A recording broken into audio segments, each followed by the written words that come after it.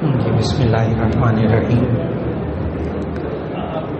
سوال و جواب کی اس نشست میں ایک سوال تو یہ کیا گیا، کیا جوتے پہن کر کھانا کھانا جائز ہے یا نہیں؟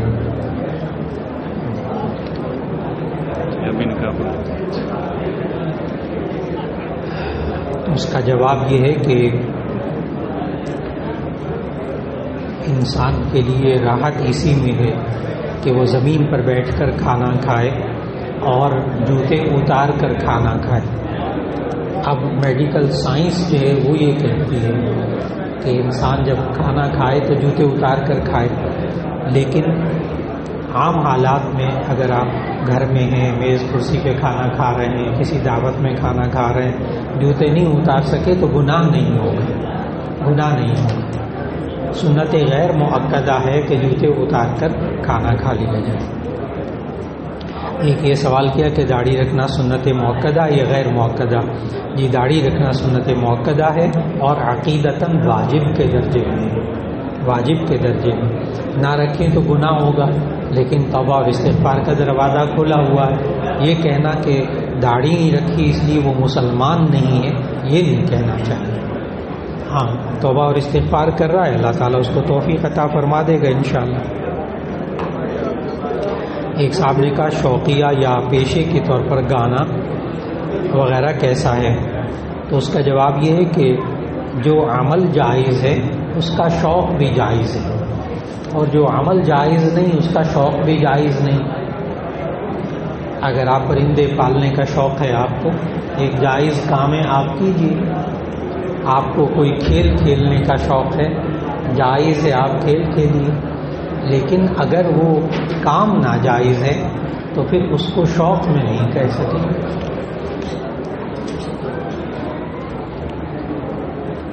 ایک صاحب نے کہا کہ آپ نے سوال و جواب کی نشست میں کہا تھا کہ حقوق العباد میں کوئی غفلت ہو جائے تو اس شخص سے معذرت کر لیں، تو وہ کہتا ہے کہ یہ ہر روز کی معذرت کیا ہے؟ تو اس کا جواب یہ ہے کہ نبی کریم صلی اللہ علیہ وسلم سے جب ایک صحابی نے پوچھا کہ یا رسول اللہ صلی اللہ علیہ وسلم، میں اپنے خادم کو دن میں کتنی مرتبہ معاف کروں؟ میں اپنے خادم کو کتنی مرتبہ دن میں معاف کروں؟ نبی صلی اللہ علیہ وسلم نے فرمایا 70 مرتبہ۔ تو ہمارے ہاں عام زندگی میں تو روزانہ 70 مرتبہ تو نہیں ہوتا، اس لیے اگر کوئی زندگی میں آپ کو ایسا شخص مل جائے جو کہ آپ سے معافی مانگے، اس کو فوراً معاف کر دیں۔ آپ سے معافی مانگے تو اس کو فوراً معاف کر دیں۔ اگر پھر وہ غلط کام کرے، پھر معافی مانگنے آئے، آپ پھر معاف کر دیں، اس لیے کہ اس کو غنیمت سمجھیں کہ وہ آپ سے معافی مانگ رہا ہے۔ کیوں؟ اس لیے کہ جب تک وہ آپ سے معافی مانگے گا نا، اس کے ذہن میں غلطی کا احساس ہوگا کہ میں نے یہ غلط کام کیا ہے، اور اگر وہ معافی نہیں مانگے گا تو ایک وقت ایسا آئے گا کہ وہ غلط کام کرے گا، آپ کا حق مارے گا اور صحیح سمجھ کے مارے گا، کیونکہ اس کے اندر سے گناہ ہونے کا احساس ختم ہو گیا۔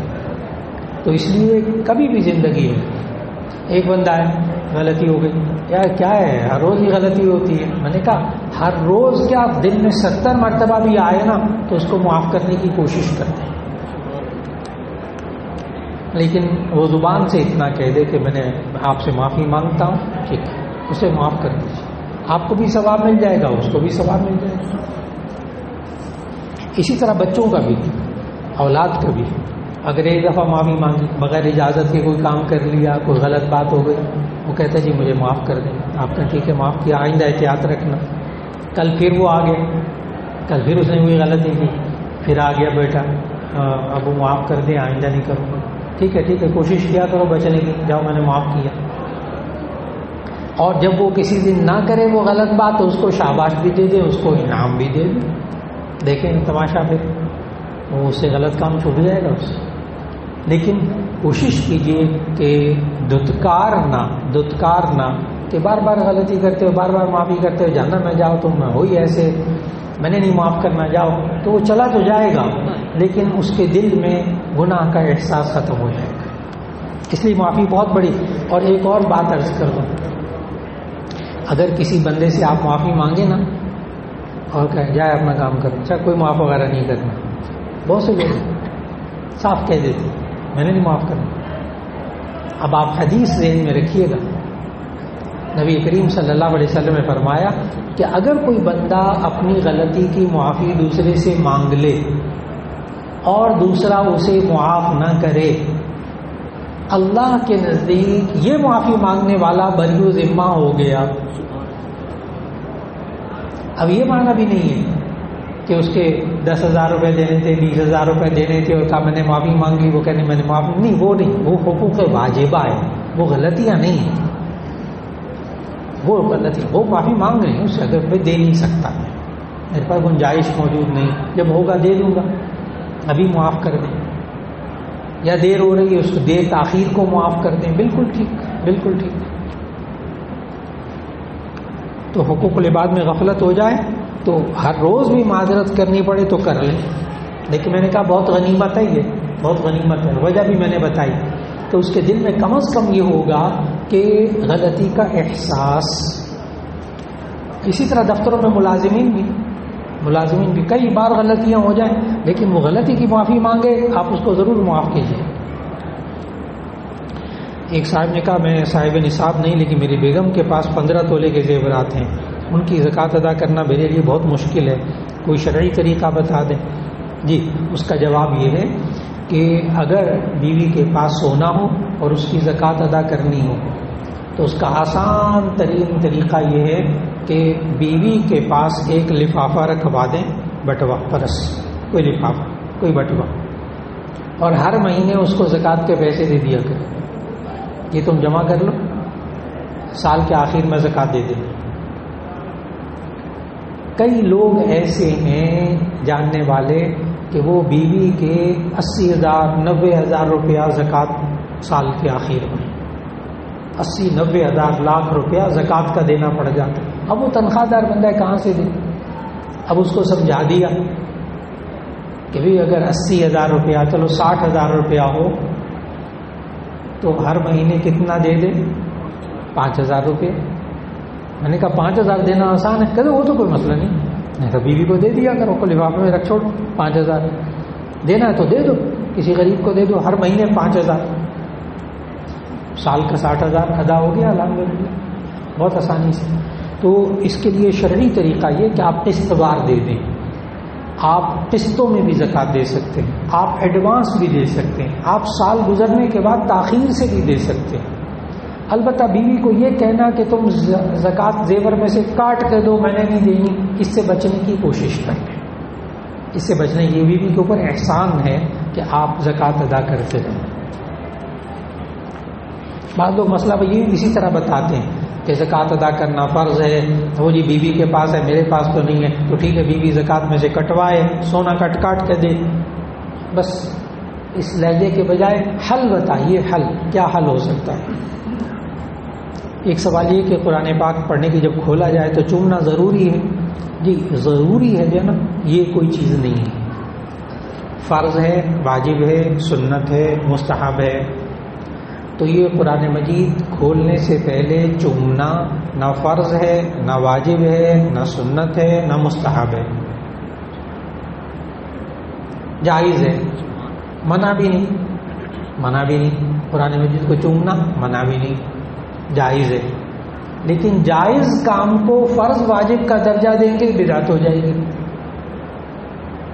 جائز کام کو فرض واجب میں لائیں گے فوراً بدعت ہو جائے گی. اس لیے قرآن مجید کو چومنا جائز ہے احتراما.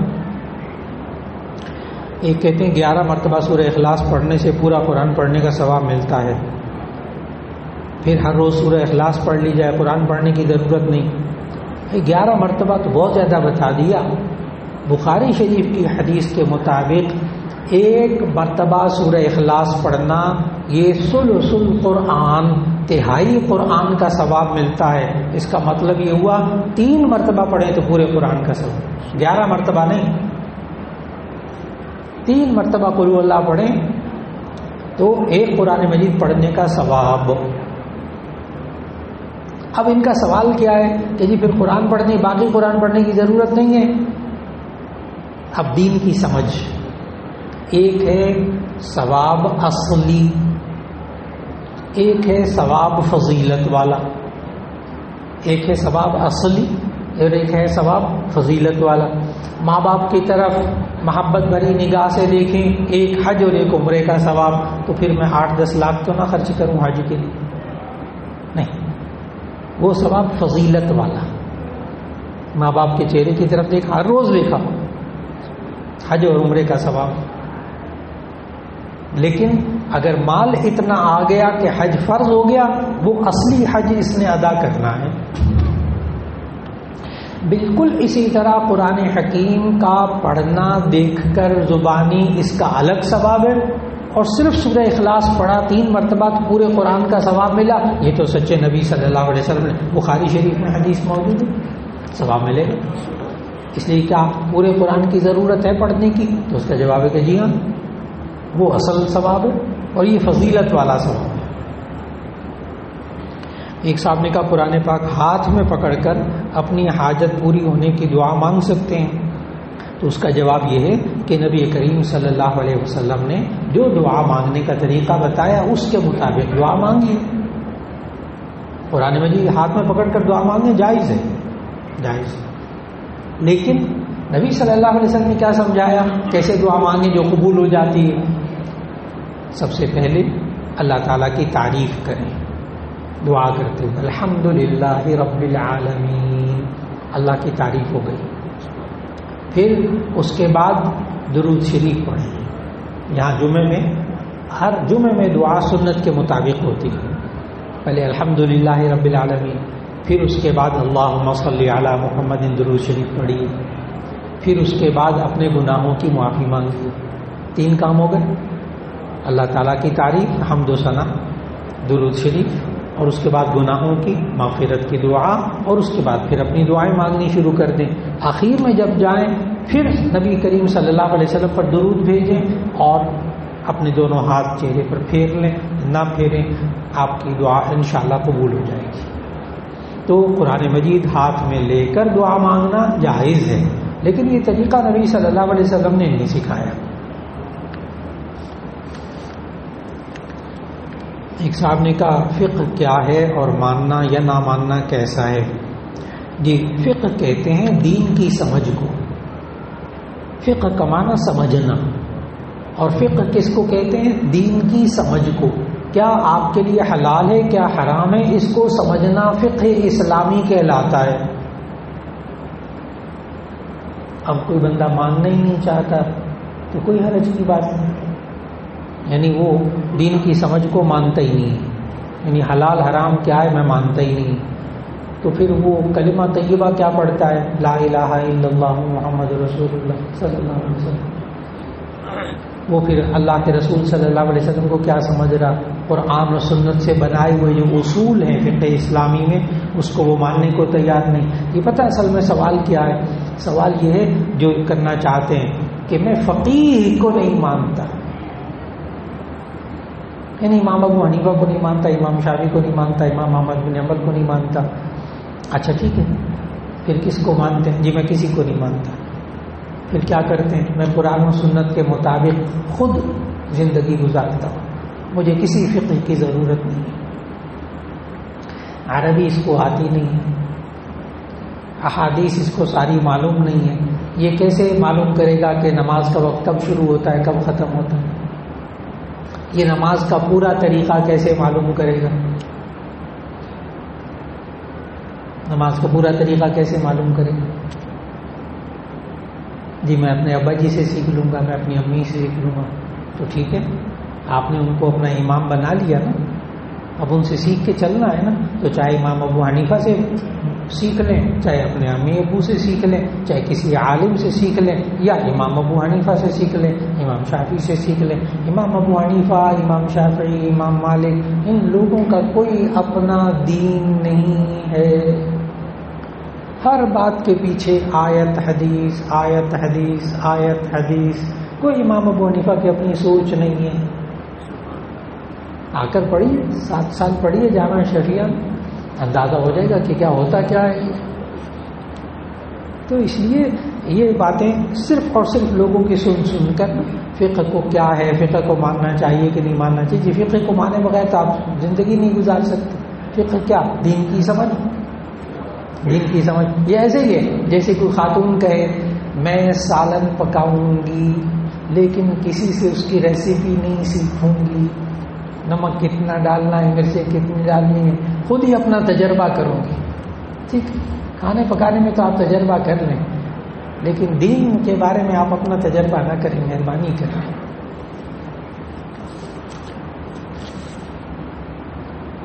ایک صاحب نے کہا دعا لکھی کہ اللہم جملنی، آگے لفظ لکھا ہے جمالی.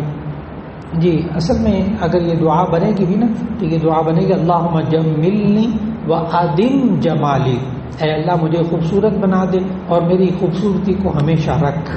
لیکن مجھے یہ معلوم نہیں، میرے ذہن میں نہیں ہے کہ یہ حدیث سے ثابت ہے کہ نہیں، ترجمہ میں نے کر دیا. ایک صاحب نے کہا قسطوں پر پلاٹ کی زکوٰۃ کا کیا حکم ہے جو اس نیت سے خریدا گیا کل بچوں کے کام آئے گا؟ تو اس کا جواب یہ ہے کہ اس پر زکوٰۃ ہے ہی نہیں سرے سے. یہ آپ نے بیچنے کے لیے نہیں لیا، تجارت کے لیے نہیں لیا، لہذا جتنے قسطیں ادا کر دی ان پر بھی زکوٰۃ نہیں، جو ادا کرنی ان پر بھی زکوٰۃ نہیں، کچھ نہیں. بس جب پورے مالک بن جائیں گے، کروڑوں روپے کا پلاٹ ہے، تب بھی زکوٰۃ نہیں. زکوٰۃ تب ہوگی جب آپ کوئی پلاٹ خریدتے ہیں اس لیے تاکہ میں اس کو بیچوں گا، بیچ کر منافع کماؤں گا. اگر آپ انویسٹ کر کے رکھنا چاہتے ہیں نا اس پر زکوٰۃ نہیں ہوتی. انویسٹ کر کے رکھنا چاہتے ہیں اس پر زکوٰۃ نہیں ہوتی. زکوٰۃ کس پر؟ صرف تجارت والے پلاٹ پر. ایک صاحب نے کہا اگر ماں اپنا سونا اپنی بیٹی جو ابھی 2 سال کے لیے اس کے لیے سنبھال کر رکھ لیتی ہے تو کیا اس پر زکوٰۃ واجب ہوگی ماں کے لیے؟ تو جواب اسی سوال کے اندر موجود ہے. سنبھال کے رکھا ہے، مالک نہیں بنایا.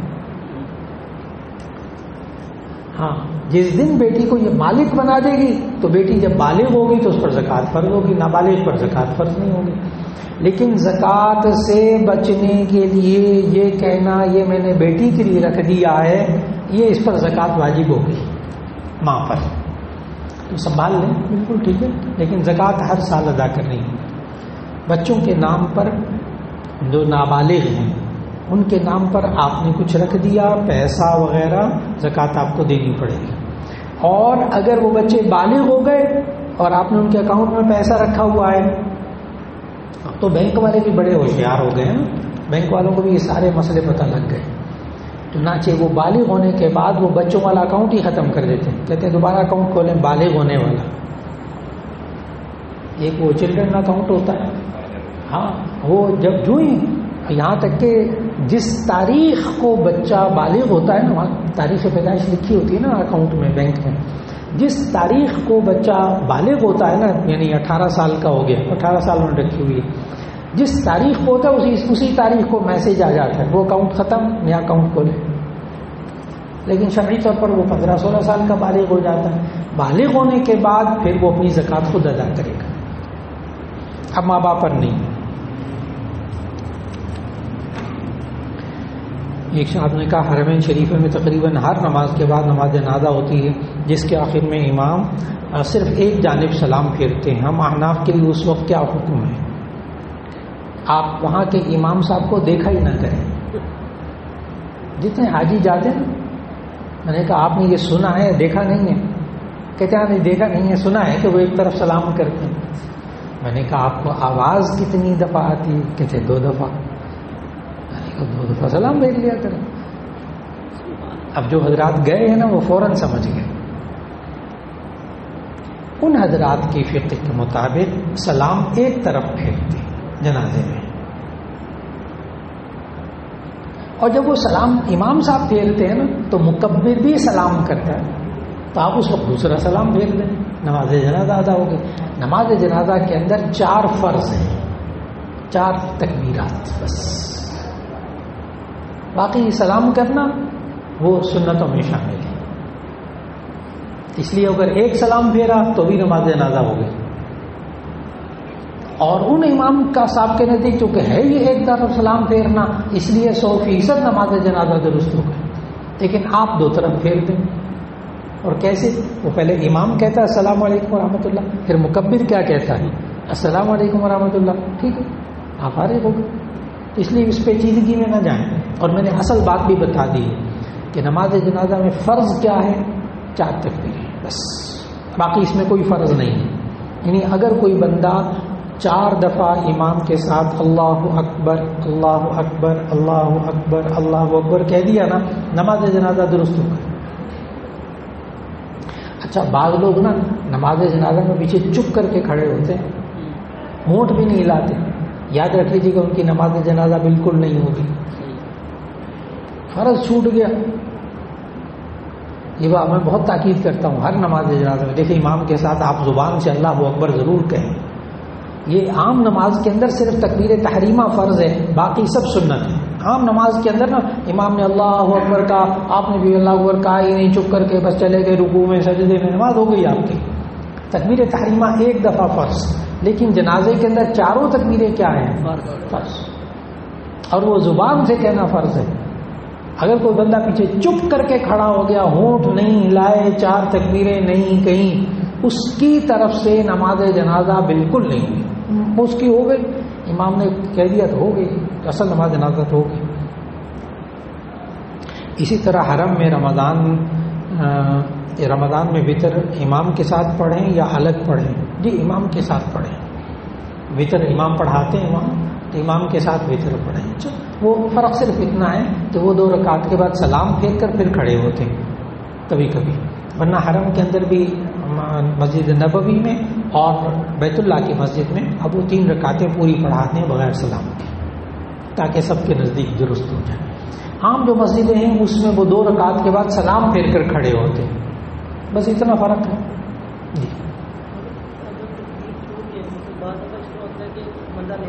نماز جنازہ ہاں تو وہ بعد میں تکبیر کہہ لے جی، جی سنت مؤکدہ، ہاں چھوٹ گیا تو نماز ہو جائے۔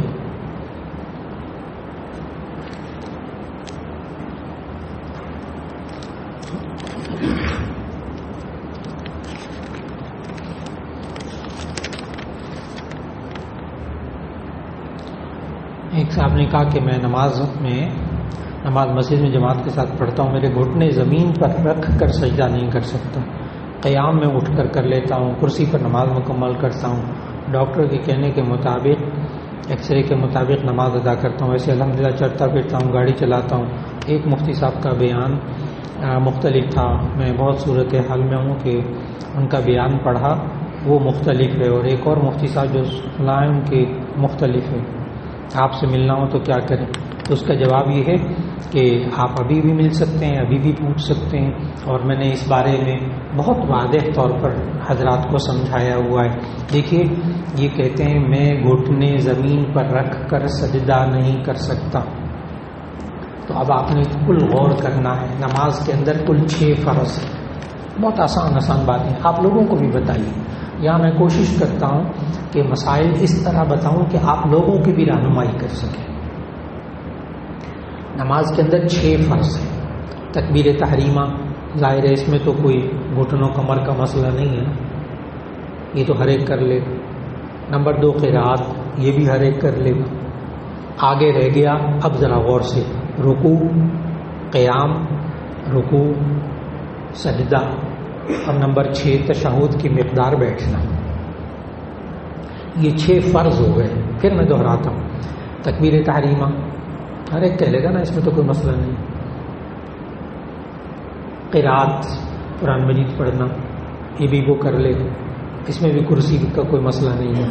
اب آ جائیے قیام، رکوع، سجدہ، آخری قاعدے میں تشہد کی مقدار بیٹھنا، کل کتنے کام ہو گئے؟ 4 فرض کام 4۔ اب ان 4 کو غور سے سمجھیں۔ یہ بندہ قیام نہیں کر سکتا، کھڑا نہیں ہو سکتا، کمزور ہے، چکر آ رہے ہیں، بخار ہے، کمزوری ہے، بیٹھ کر نماز پڑھ لے۔ یہ زمین پر بیٹھ کر تشہد کی صورت میں زمین پر بیٹھ کر نماز پڑھ لی، کھڑا نہیں ہو سکتا، لیکن بیٹھ کر رکوع کر سکتا ہے، بیٹھ کر سجدہ کر سکتا ہے. یہ کرسی پہ نماز پڑھے گا، نماز نہیں ہوگی. پھر میں الفاظ دوہراؤں، ابھی صرف میں نے قیام کو لیا ہے. یہ بندہ کھڑا نہیں ہو سکتا، بس زمین پر بیٹھ سکتا ہے. چکر آ رہے ہیں، کمزوری بہت ہے، بخار کے بعد بندہ اٹھتا ہے، بہت مشکل حالات ہوتے ہیں، تو زمین پر بیٹھ سکتا ہے، بیٹھ جائے. قیام اس کے ذمے سے ختم ہو گیا. اشارے سے کیا کرے گا؟ رکوع کرے گا اور سجدہ مکمل کرے گا. یہ اس کی نماز کرسی پر نہیں ہوگی. کیوں؟ یہ سجدہ کر سکتا ہے، تشہد میں بیٹھ سکتا ہے، فرض پورا کرنا ہے. جو نہیں پورا کر سکتا فرض، ٹھیک ہے، ایک قانون سمجھ میں آ گیا. کوئی اس میں پیچیدگی کسی صاحب کے ذہن میں.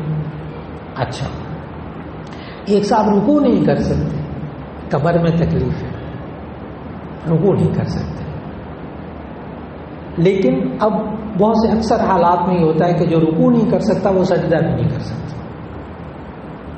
جو رکوع نہیں کر سکتا وہ سجدہ بھی نہیں، کیونکہ سجدے کے اندر بھی جھکنا پڑتا ہے پھر رکوع کے لیے.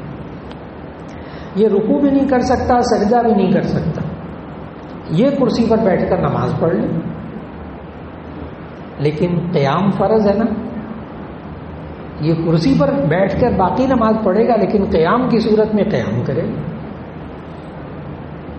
اب کرسی پیچھے رکھ لی، صف پچھلی جو پائے ہیں وہ صف کے کونے پہ رکھ لیے. اب سوال یہ ہوتا ہے کہ جی جب وہ کھڑا ہوگا تو نمازیوں سے آگے ہو جائے گا، صف سے آگے ہو جائے گا. تو اس کا جواب یہ ہے کہ قیام فرض ہے، اور صف سے جو آگے کھڑا ہوا ہے وہ عذر کی وجہ سے کھڑا ہوا ہے، اس لیے کوئی حرج کی بات نہیں. اب بتائیے، یہ والا اصول کسی صاحب کو نہ سمجھ میں آیا ہو تو پوچھ لیجیے. جیسے آپ نے بتایا کہ وہ کرسی پہ بیٹھ کے نہیں پڑے گا، جو نہیں اس میں اگر آج اس کو پتہ لگا اس سے حالت بتائیے، حالت جو پہلی آپ نے بتائی ہے، ہاں، کہ وہ پہلے پڑھ چکا جو آپ نے کہا نماز جی، وہ نمازیں اللہ تعالیٰ قبول فرمائے گا. آئندہ کے لیے احتیاط کر لیجیے. اب دیکھیے، میں نے 2 جملے اتنے آسان کر کے سمجھائے ہیں نا کہ آپ دوسروں کو بھی سمجھا سکتے ہیں. بس یہ فرق کرنا ہے، کیا آپ زمین پر بیٹھ کر نماز پڑھ سکتے ہیں؟ تو زمین پر بیٹھ کر سجدہ آپ کریں گے، فرض کرسی پر نہیں بیٹھیں گے. اب گھٹنوں کی تکلیف میں اور یورک ایسڈ کی تکلیف میں، جب وہ ٹخنوں پہ اور پاؤں کے انگوٹھے میں، توبہ توبہ توبہ توبہ، بڑا شدید درد ہوتا ہے یورک ایسڈ کا. کیونکہ میں بہت پڑھاتا رہا یہ سب چیزیں نا، بہت پڑھاتا رہا، شدید درد ہے. یہ بندہ رکوع کر لیتا ہے، یورک ایسڈ والا، جوڑوں کے درد والا رکوع کر لیتا ہے، قیام بھی کر لیتا ہے، سجدہ اور تشہد میں نہیں بیٹھ سکتا. یہ بھی کہاں بیٹھے گا؟ کرسی پر. یعنی اب آپ کو نا ایک دم ذہن واضح ہو گیا، فلاں عالم نے یہ کہا ہے، فلاں عالم کہتے سارے صحیح ہیں. ہمارے سمجھنے کا فرق ہو جاتا ہے، کہتے سب صحیح ہیں. جی اور کوئی بات؟ جی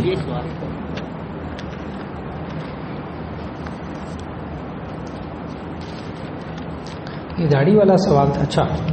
اچھا داڑھی کتنی رکھنی چاہیے، سنت طریقہ کیا ہے، اور داڑھی کو رنگ کیسے کرنا کیسا ہے؟ تو اس کا جواب ہے داڑھی کتنی رکھنی چاہیے. تو اس کا طریقہ، داڑھی کی پہلے میں جگہ بتا دوں کہ داڑھی کس جگہ ہے.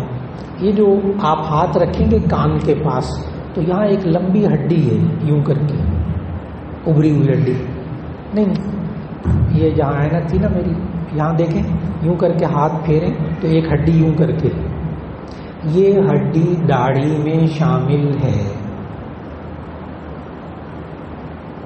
ادھر بھی ادھر بھی، یہاں سے داڑھی شروع ہوتی. اس لیے نائی کو ہمیشہ کہنا چاہیے یہاں جہاں گڑا سا پڑتا ہے نا، ہاتھ رکھتے ہیں تو اندر ہاتھ چلا جاتا ہے، بس یہاں تک کاٹ دے.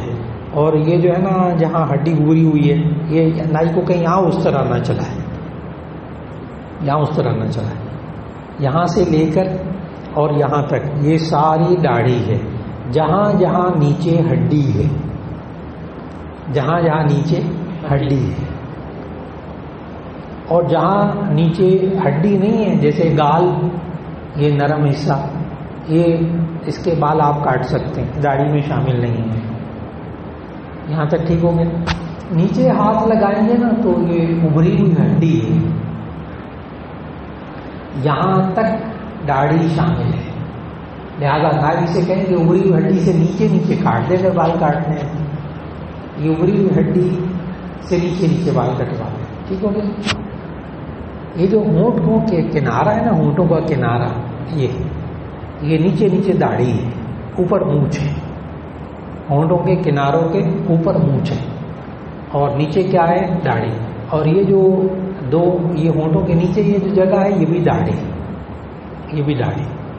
تو بعض لوگوں کو بال نہیں ہوتے یہاں پہ، ٹھیک ہے، بعض لوگوں کے یہاں بھی بال بھرے ہوتے ہیں. تو اب آپ پورا اگر ہاتھ میں مارکر لے لیں نا جس کا رنگ اتر سکتا ہو، تو وہ پورا جب آپ نشان لگائیں گے تو آپ کو سمجھ میں آئے گا داڑھی کہاں تک ہوتی. پوری بات بتا دی. ہونی کتنی چاہیے؟ تو اس کے لیے تین رخ ہو گئے، 1 2 3. یہاں سے جو بال ہیں وہ بھی 4 انگل، یہ ذرا بڑے ہیں 4 انگل سے، لیکن 4 انگل. ادھر بھی 4 انگل جو بال ہوں وہ ذرا بڑے ہو گئے ویسے ہلکے. نیچے سے 4 انگل مشت کے برابر داڑھی. یہ ذرا 4 انگل سے زیادہ بڑی ہے، لیکن یہ بھی آپ کٹوا سکتے ہیں. میرا خیال سمجھ میں آ گیا. بہت آسان. ایک بار اب یہ کہ داڑھی کو رنگ کرنا کیسا ہے، کیا سنت ہے؟ تو اس کا ڈائی کرنا. تو اس کا جواب یہ ہے کہ اگر بال سفید ہوں تو آپ ڈائی کر لیں. ڈائی کرنا بھی سنت ہے اور ڈائی نہ کرنا بھی سنت ہے. یہ ایک عجیب چیز ہے. بالوں کو رنگنا بھی سنت ہے اور نہ رنگنا بھی سنت ہے. کیوں؟ نبی صلی اللہ علیہ وسلم نے ساری زندگی بالوں کو ڈائی نہیں کیا، اس لیے کہ کل 14 17 19 20 4 روایتیں ہیں بالوں کی. صحابہ بالوں کو گنتے تھے نبی صلی اللہ علیہ وسلم کے سفید بالوں کے، اتنے غور سے چہرہ دیکھتے تھے. تو رنگنے کی نوبت ہی نہیں آئی. 63 سال کی عمر، بال سفید ہی نہیں ہوئے سارے. اس لیے ساری زندگی کبھی خضاب نہیں کیا. تو یہ سنت. اور صحابہ کو تاکید کی کہ داڑھی کے بال رنگو، جیسے حضرت ابو ہریرہ رضی اللہ تعالیٰ عنہ، جیسے حضرت ابو بکر صدیق رضی اللہ تعالیٰ عنہ. حضرت ابو بکر صدیق کے والد، ان کا خاندانی مسئلہ تھا کہ وہ بال جلدی سارے سفید ہو جاتے. تو نبی صلی اللہ علیہ وسلم فرماتے تھے غیروا ھذا بشیء، اس کو کسی طرح رنگ لو. تو جب کہا نبی صلی اللہ علیہ وسلم نے تو داڑھی رنگنا بھی سنت ہو گیا. اس لیے میں 20-25 سال تک داڑھی کو کلر کرتا رہا، براؤن، ڈارک براؤن کلر 20-25 سال کرتا رہا. پھر الرجی ہو گئی، پھر چھوڑ دی. ڈاکٹر نے کہا اب نہ کرو، اب آپ کو الرجی ہو گئی، اسکن میں آ گیا ہے. میں نے کہا کوئی بات نہیں، اب اس سنت پر اللہ عمل کی توفیق دے دے. تو دونوں سنتوں پر عمل کیجیے، لیکن کالا رنگ نہ لگائیں. بس نبی صلی اللہ علیہ وسلم اس سے منع فرمایا. غیروا ھذا واجتنبوا السواد، کالے رنگ سے بچو. لہذا آپ حنا، حضرت ابو بکر صدیق رضی اللہ تعالیٰ عنہ حنا اور کتم دونوں کو ملا کے لگاتے تھے. حنا کہتے ہیں مہندی کو. حنا مہندی کیا ہوتے؟ ایک درخت ہے، پودا ہے، اس کے جو پتے ہیں نا، پتے اس کو خشک کر لیتے ہیں، اس کو بالکل پاؤڈر بنا لیتے ہیں، اس میں صرف پانی ملاتے ہیں، مہندی ہوتی. مہندی اور کچھ نہیں ہوتی. پودے کے پتے، مہندی کے پتے لے کر اس کو صرف پیس لیتے ہیں اور پیسنے کے بعد پانی میں گھول کر وہی پاؤڈر لگاتے ہیں، تو اس کو مہندی کہتے ہیں. اس کی بڑی فضیلت ہے، اس کے بڑے بہت، یہ تو اینٹی بائیوٹک ہے، اس سے الرجی نہیں ہوتی کسی کو. کمال کی بات بتا رہا ہوں، مہندی سے الرجی نہیں ہوتی، بلکہ مہندی الرجی کا علاج ہے. اگر کسی کو الرجی ہو جائے نا ہاتھ پاؤں میں، بس اوقات کھال چھل جاتی ہے اور یوں ہو جاتا ہے، تو ڈاکٹر حضرات بتاتے ہیں کہ مہندی لگا لیں. پھر علاج کے لیے وہ مرد بھی مہندی لگا لیتے ہیں پاؤں کے نیچے. پاؤں کے تلوے لوگوں کے پھٹتے ہیں نا بہت زیادہ، مہندی لگا لیں، تلوے پھٹنا بند ہو جائیں گے. تو مہندی بہترین اینٹی سیپٹک ہے، اس سے الرجی ہوتی نہیں. لیکن دوسرا ہے کتم، جس کو ہم کہتے ہیں وسمہ، کالی مہندی. تو حضرت ابوبکر صدیق رضی اللہ تعالیٰ دونوں چیزیں ملا کے لگاتے تھے، مہندی بھی اور وسمہ بھی، اس سے ڈارک براؤن کلر ہو جاتا تھا. تو ڈارک براؤن کلر چاہے پاؤڈر ہو، لکوڈ ہو، کریم ہو، آپ اس سے ڈائی کر سکتے ہیں، بس ڈارک اتنا نہ ہو جائے کہ وہ بلیک نہ ہو جائے. لیکن بلیک کی بھی اجازت دی فقہاء نے احادیث کی روشنی میں کہ جو مجاہد ہے، جیسے آرمی میں ہوتے ہیں، کرنل ہو جاتے ہیں، بریگیڈیئر ہو جاتے ہیں، تو ان کو کہا جاتا ہے کہ تم کالا رنگ کرو تاکہ دشمن سمجھے کہ ابھی یہ جوان ہے. تو مجاہد کے لیے کالا رنگ جائز. اسی طرح کوئی نوجوان اگر جوانی کے اندر اس کے بال سفید ہو جائیں، کسی بھی وجہ سے ہو جاتے ہیں، 20-25 سال کا لڑکا آدھے سے زیادہ بال سفید، اب رشتہ کون دے گا؟ تو یہ نوجوان بھی کالا رنگ لگا سکتا ہے.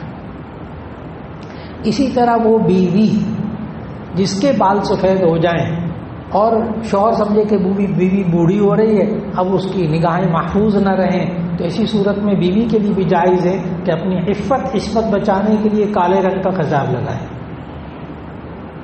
اور ڈارک براؤن تو بہت آسانی سے اجازت ہے. جزاک اللہ. جی نماز جنازہ میں تاخیر سے پہنچے ہیں نا، آخری تکبیر رہ گئی تھی، باقی تکبیر کہہ لی انہوں نے. تو ایسی صورت میں ذرا غور کیجیے. اللہ اکبر. کتنی ہو گئی؟ ایک ہو گئی. اللہ اکبر. اللہ اکبر. کتنی ہو گئی؟ ایک. باقی چوتھی بھی امام صاحب کہیں گے. میں نے کر کے دکھایا، بہت آسان. باقی درمیان میں پڑھنا سنت، ثنا پڑھنا سنت، درود شریف پڑھنا سنت، دعا پڑھنا سنت، لیکن 4 تکبیریں فرض. اور اگر بالفرض آپ آخری تکبیر پہ آئے، اب امام نے سلام نہیں پھیرا لیکن اللہ اکبر کہہ دیا، تو آپ بھی اللہ اکبر. اب امام سلام بھی پھیر دینا تو آپ نے 4 تکبیریں پوری کر لینی ہیں. اللہ اکبر، اللہ اکبر، اللہ اکبر، سلام کر دیا. یعنی اگر سلام پھیر دیا امام نے پھر نماز جنازہ مکمل ہو چکی ہے، اب رہ گئی آپ کی نماز جنازہ. لیکن اگر سلام پھیرنے سے پہلے 4 تکبیرات کہنا، ایک بھی تکبیر آپ نے کہہ لی نا تو باقی بعد میں کہنا، سلام پھیر. جی قطب اور ابدال کیا ہوتے ہیں؟ اچھا، اصل میں یہ تصوف کی اصطلاحات ہیں. اس کے لیے مولانا اشرف علی تھانوی رحمہ اللہ نے کتاب لکھی ہے بصائر حکیم الامت. بصائر حکیم الامت، اس میں یہ سارے تقریباً 40-45 بزرگوں کے درجے ہیں وہ انہوں نے وہاں لکھے ہیں. اصطلاحات اس کو کہتے ہیں، یہ ٹرمز ہیں تصوف کی. قطب کہتے ہیں اصل میں لغوی معنی کے اعتبار سے قطب کہتے ہیں. چکی کبھی آپ نے دیکھی وہ جس پہ آٹا پیستے ہیں، ایک نیچے پتھر ہوتا ہے، ایک اوپر پتھر ہوتا ہے، پھر درمیان میں وہ گندم ڈالتے ہیں تو چکی چلاتے ہیں. وہ جو درمیان میں کیل لگا ہوتا ہے نا ایک، جس کے اوپر دوسرا پارٹ گھومتا ہے، اس کیل کو قطب کہتے ہیں. اس کیل کو عربی میں قطب کہتے ہیں. تو جو اللہ کا اتنا بڑا ولی ہو کہ اولیاء اس کے گرد گھومتے ہیں، اس کو قطب کہتے ہیں. اور پھر آگے وہ قطب بھی کسی اللہ کے ولی کے پیچھے جا رہا ہو تو اس کو ابدال اور پتہ نہیں کیا کیا القاب دیتے ہیں. ٹھیک. اور ہمارے لیے جو سیڑھی ہے نا وہ یہ ہے کہ ہم گناہ کبیرہ سے بچ جائیں اور نبی صلی اللہ علیہ وسلم کی سنتوں کے مطابق عمل کر لیں. قطب انسان اپنی محنت سے کبھی نہیں بنتا، اس کے پیچھے پڑنا بھی نہیں چاہیے. جو بندہ ان چیزوں کے پیچھے پڑتا ہے وہ گمراہ ہو جاتا ہے، وہ گمراہ ہو جاتا ہے. اس لیے جو قطب ہوتا ہے نا اس کو خود نہیں پتا ہوتا کہ میں قطب ہوں، اور آپ اس کو قطب کہتے ہیں وہ ناراض ہو جائے گا، مولا قبلی ناراض ہو جائے گا. وہ تو دوسرے اولیاء اللہ بتاتے ہیں کہ یہ قطب ہے. کوئی اللہ کا ولی اپنے آپ کو قطب ابدال نعوذ باللہ، وہ کہتے ہیں میں تو بالکل ادنا سا حقیر سا انسان، حقیر سا انسان. بات مکمل ہوگی. اور میں نے اپنی آنکھوں سے الحمدللہ قطب دیکھے، اپنی آنکھوں سے، کہ ہمارے حضرت صوفی سرور صاحب رحمۃ اللہ علیہ یہاں جامعہ شفیہ میں شیخ الحدیث ان کی ایک بات بتا دوں نا تو آپ سمجھ جائیں گے. بالغ ہونے کے بعد سے لے کر وفات تک ان سے ایک گناہ کبیرہ ہوا ہی نہیں. بڑے لوگ تلاش کرتے تھے، ظاہر ہماری آنکھوں کے سامنے ہوتے تھے، ہم بھی دیکھتے تھے کہ وہ خلاف سنت کام کریں کسی وقت. اور وہ ایک اور بزرگ کے پاس جاتے تھے اصلاح کے لیے. اب آپ اس بزرگ کو قطب نہیں کہیں گے تو اور کیا کہیں گے؟ میرا خیال ہے بات سمجھ میں آ گئی. لیکن ان چیزوں کے پیچھے نہیں پڑھنا نہیں. ہاں، اس لیے کہ جو قطب ہوتے ہیں وہ خود اپنے آپ کو قطب نہیں کہتے بیچارے. السلام علیکم ورحمۃ اللہ.